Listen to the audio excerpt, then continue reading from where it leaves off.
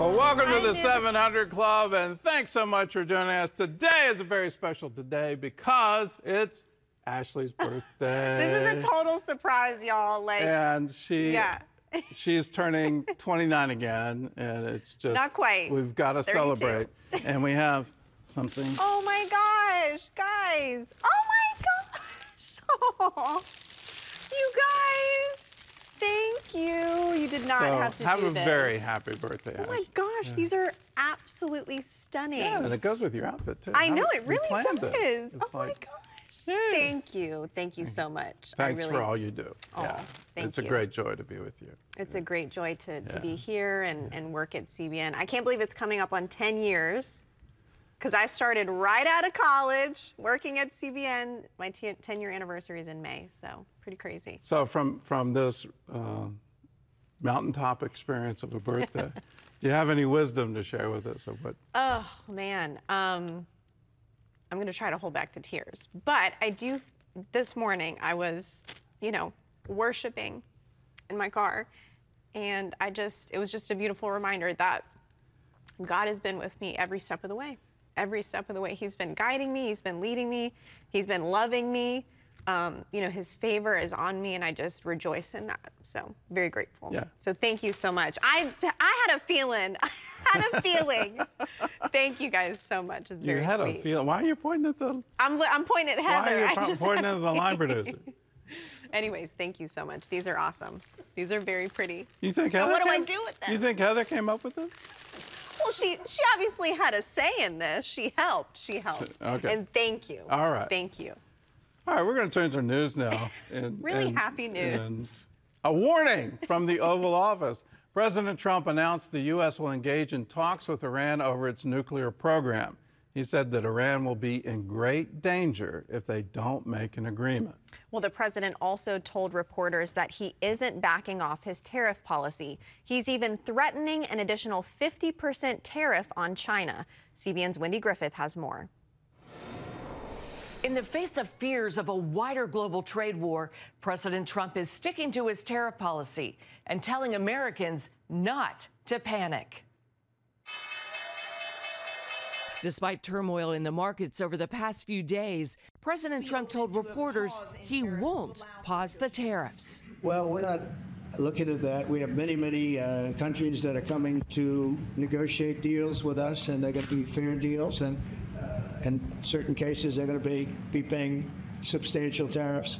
A trade war with China looms as Trump threatened to impose an additional 50% tariff on China's imports if they don't remove their 34% retaliatory tariffs on U.S. goods. Economist Tim Desher on CBN's Faith Nation says the tariffs could mean higher prices for American consumers and says the administration needs to take additional action.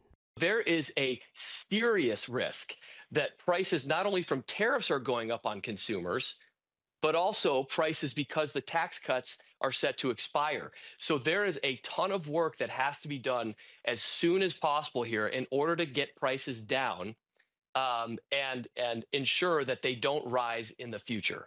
In an Oval Office meeting with the president, Israeli Prime Minister Benjamin Netanyahu promised action in hopes Trump will kill the 17% tariffs imposed on Israeli products. We will eliminate the trade deficit with the United States. We intend to do it very quickly. We think it's the right thing to do. And we're going to also eliminate trade barriers, a variety of trade barriers that have been put up unnecessarily. The president and the prime minister also discussed the war in Gaza, the hostages, and the threat of Iran. The president made a surprise announcement that the administration will hold talks with the Iranians to stop their pursuit of nuclear weapons and issuing a threat if they don't comply. We have a very big meeting, and we'll see what can happen. I think if the talks aren't successful with Iran, I think Iran is going to be in great danger. And I hate to say it, great danger, because they can't have a nuclear weapon. President Trump says the administration will hold direct talks with Iran in Oman Saturday. The Iranians, however, claim the discussions will be indirect. Wendy Griffith, CBN News. Well, CBN White House correspondent Kelly Wright joins us now for more. So, Kelly, let's start with the Iran talks.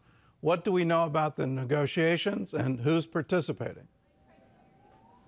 Gordon, good morning to you. Here's what we know so far. The president is sending his special Middle East envoy, Steve Witkoff, to Oman to deal directly with Iran. As we heard in Wendy's piece, though, Iran is saying that these are indirect talks, that Oman will serve as mediators. But the bottom line is this, as you heard the president indicate, they are trying to find a way to get to a peaceful situation and coexistence with Iran to make sure they can verify what's happening with their nuclear buildup. And if they don't do that, then there's the threat of some sort of military action that might take place. And that is what many people are watching. The hawks within the administration say military is the way to go. The president is stating that the diplomacy route is what he wants to do first. That's what's taking place this Saturday. But it surprised everyone, including Bibi Netanyahu, who has sternly warned American presidents not to deal directly with Iran because they cannot be trusted. Gordon? Well, that's been their message consistently, that the Iranian government will break every promise that they made. And that's certainly been the history going back to the deal Obama tried to cut with them. And it just seems they violated every single time. And the Europeans are also joining on this. The nuclear watchdogs that have been appointed say that they routinely hide what they're doing. In that, does it seem like, to stop them from getting the weapon, the military option really is the only option? Well, I can't answer for the president. I don't want to get ahead of his plan or the plan of the Defense Department. But the bottom line is that when it comes to Israel's approach, Israel, as you know, in the past has bombed an Iranian site in the past for its nuclear buildup, and this is an effort to curb the nuclear appetite that Iran has. And so going to the table this Saturday is another step in what the president thinks is the right direction to find some way to diplomatically end this standoff between Iran and the Middle East and the United States. But keeping in mind, Gordon, what's going on, Israel has always defended itself against Iran, and Iran has always threatened to attack Israel and then the United States. And Iran has been doing a lot of talk about having a nuclear buildup to even eventually go for the big Satan, the United States of America. Well, it's quite clear they want to wipe Israel off the map, and I firmly believe if they ever acquire one, Tel Aviv is the main target.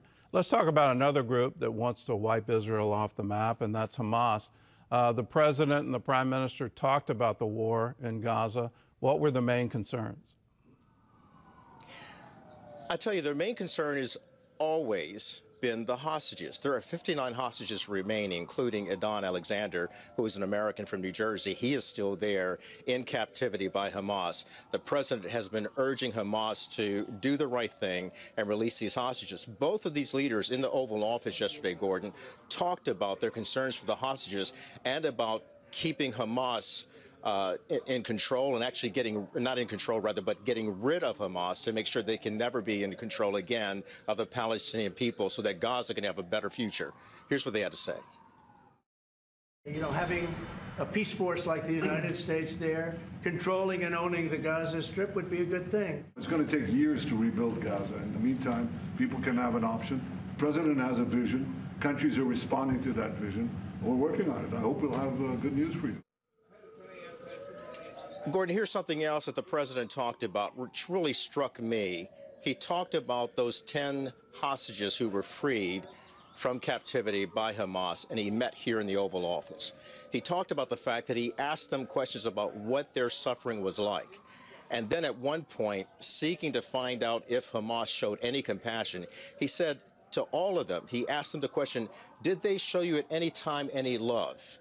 And he went on to say that they responded, no, they did not. In fact, he talked about the fact that they were keeping them in underground tunnels. He said it was more than a tunnel, it was like a pipe.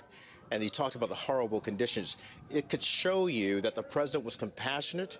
It showed you that the president was concerned about the hostages and about their outcome. And he's definitely concerned about the 59 hostages remaining in captivity today. And with that, Gordon, he surprised people again by stating that it would be good to have a U.S. peacekeeping force in Gaza to make it a freedom zone, is what he said. That would be a game changer, but I would fear for the safety of our soldiers there. That didn't work out in Lebanon under Reagan, and they would absolutely be a target. Let's change to tariffs, to the economy, and some of the president's supporters in the financial world, some Republicans in Congress, and I've got to say, my retirement account, are all concerned about the impact of the tariff policy. What's the message going to the president? I'll begin with Jamie Dimon, who, of course, is the CEO of J.P. Morgan Chase. He has stated that this would cause a slowdown in our economy. He's quite concerned about it. Senator Ted Cruz, he's very concerned about what these tariffs might do, that it might lead to an economic disaster. And, of course, Democrats are stating that the president is putting the United States in economic peril. The president remains very adamant about what he intends to do, and that is to make sure that we keep pushing forward with the tariff plan. He is stating he will not quit. So one has to wonder what he's doing with the art of the deal. He is the ultimate deal maker. There are countries calling him to negotiate. We've seen the EU negotiate. We've seen Israel do that as well. He's talking to Japan and other countries, Vietnam, Australia. So it remains to be seen how this is going to play out. Wall Street, of course, is very uncertain. The president says he's for Main Street America. He's for farmers. He's for auto workers. He's for people in industry. And he wants to see manufacturing come back to America. All right. Well, Kelly, thanks for your insights and thanks for being with us. We absolutely depend on your reports from the White House. Well, Gordon, thank you. And if I could break character real quickly, because Ashley touched me so dearly. Ashley, happy birthday to you. Oh, thank you so much. Thank you. I appreciate that, Kelly. Thank you. Yeah. Well, in other news, as the U.S. military responds to hotspots around the globe, one congressman believes the Pentagon should focus on its fiscal priorities. John Jessup has more on that story from our CBN News Bureau in Washington. John? Thanks, Gordon. The surge of forces in the Middle East emphasizes the Trump administration's strategy of deterrence through strength, in which maintaining a world-class military is a major priority. National security correspondent Caitlin Burke spoke with one Republican congressman who believes achieving that goal starts with addressing how the Pentagon spends its money. Representative Chip Roy calls defending U.S. national security the core function of the federal government, and he believes to be more effective, military spending needs an overhaul. There's a large chunk of the current budget at the Pentagon that can be repurposed towards the things that ought to be focused upon. Roy points to excessive bureaucracy, outdated contracts, and other inefficiencies existing within the Defense Department from past administrations, and applauds Secretary Pete Hegseth's efforts to identify savings. We can be smart about how we build out the military, find savings, repurpose it, focus on troop pay and assets, but also use some of the mandatory spending options in the reconciliation process to be able to use money wisely. While also supporting President Trump's peace through strength approach, Roy warns against the kinds of past military operations that have drained U.S. resources. You don't want to rack up costs, as we did, unfortunately, through endless wars over the last 20-odd years, where you spent over $7 or $8 trillion and then ended up abandoning Afghanistan and leaving assets on the field. Although the Pentagon is likely to receive a significant budget increase, Roy stresses the need for accountability, eliminating waste, and ensuring money goes to necessary projects. We need to make sure that we have a modern development and infrastructure with respect to our missile technology, including nuclear deterrence. We need to make sure that we've got the best drone technology in the world. We've got to make sure we've got the best technology in the world with respect to missile defense, whether that's an Iron Dome or, as the president called it, Golden Dome. Roy also worries about America's shipbuilding program, which he says needs to be re-energized, then focused on modernizing the U.S. fleet so it can continue to provide a safety net in an increasingly complex global environment. Caitlin Burke, CBN News, Washington. All right, Caitlin, switching gears here a little bit. A thriller in San Antonio last night as the Florida Gators beat the Houston Cougars to claim the NCAA basketball championship in a game that went down to the wire. The Gators pulled off one of the greatest comebacks in championship history. CBN's Will Dawson spoke with some of the players who are keeping the thrill of victory in perspective.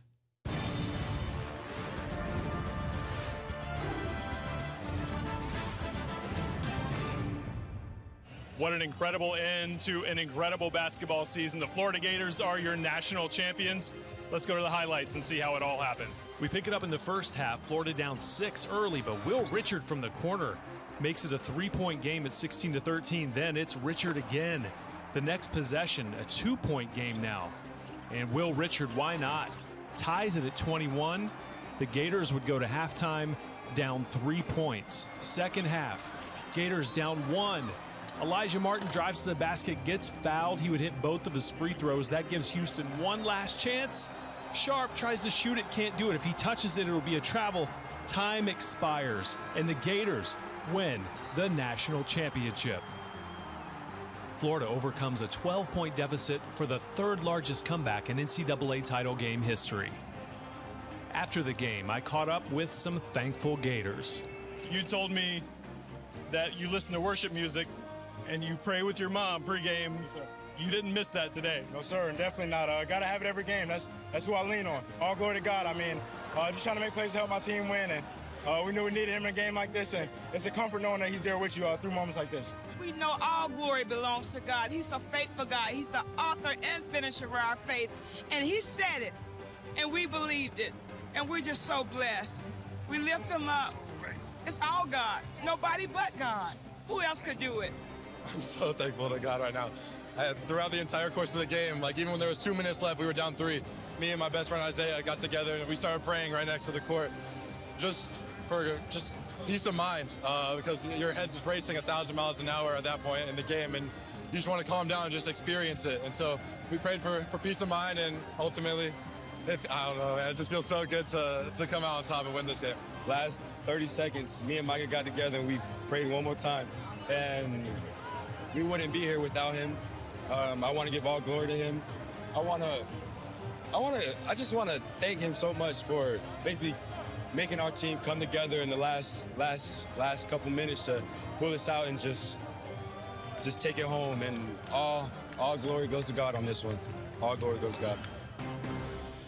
An incredible game and incredible examples of faith. And it looks like Gordon Ashley got her birthday wish. I did. I was rooting for Florida. I was.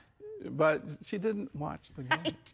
I didn't. She didn't stay up. I stayed up to the bitter end, and you know, my heart goes out to Houston. And I've got to tell the player that chose not to touch the ball. He did the right thing, but what a way to end that. And I also have to give a shout out to my son-in-law Connor, because he correctly picked the entire bracket, which I've never heard anybody do. He picked Florida, and he said, I was worried.